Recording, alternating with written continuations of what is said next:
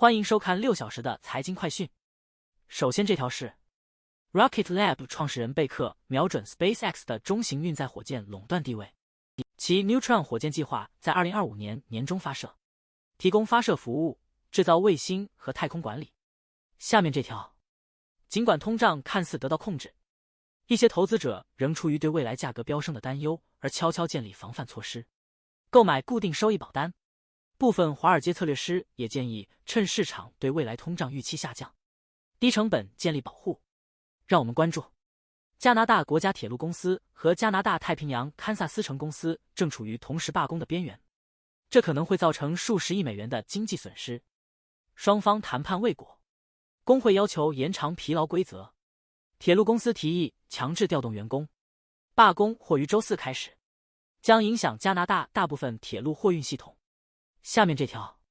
应用材料公司 AMAT 是英伟达 NVDA 的半导体供应商，市场潜力更大。AMAT 主要生产制造芯片所需的复杂设备，拥有庞大的客户群，包括台积电 TSM 和三星 SSNLF。随着人工智能浪潮的兴起，对半导体的需求激增， AMAT 的股价今年以来已上涨近 35%。 接下来这条，旧金山联储主席戴利表示，目前应考虑调整利率，由目前的 5.25% 至 5.5% 范围进行调整。接下来这条，中国钢铁业危机导致铁矿石价格暴跌，同时大豆库存创历史新高，美国炎热夏季增加天然气需求。下面这条，西太平洋银行第3季度净利润基本与去年持平，因来自资本和套期保值存款的收益增加抵消了费用和不良贷款的上升，其未经审计的净利润同比增长 6%。 高利率和生活成本压力对借款人的还款能力产生影响，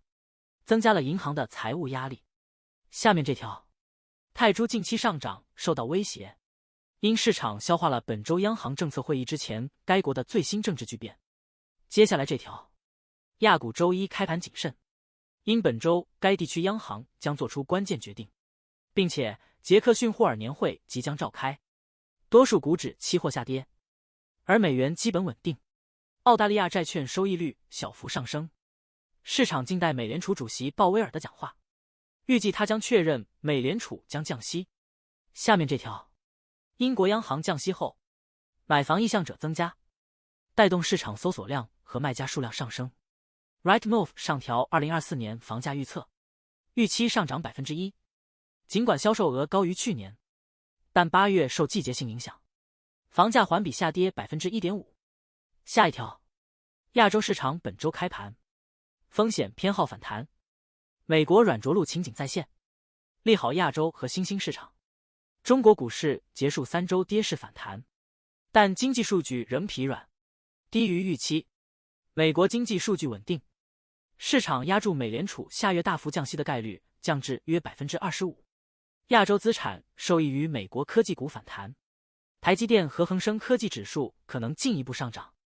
下一条，亚股今日小幅反弹。此前全球股市上周迎来9个月来的最佳表现，因预期美国经济将避免衰退，且通胀降温将开启降息周期。接下来这条，日本航天公司 Astroscale 宣布将与日本航天局签署价值120亿日元约8100万美元的合同，清除地球轨道上的太空垃圾。公司股价周一上涨 19%。 最后一条，美元对其他货币遇阻，但波动范围狭窄，因投资者等待本周可能为美国利率前景提供线索的新催化剂。美联储7月政策会议纪要和美联储主席鲍威尔在杰克逊霍尔发表的讲话可能会成为本周汇率变动的主要推动力。以上是过去6小时的财经快讯，我们6小时后见。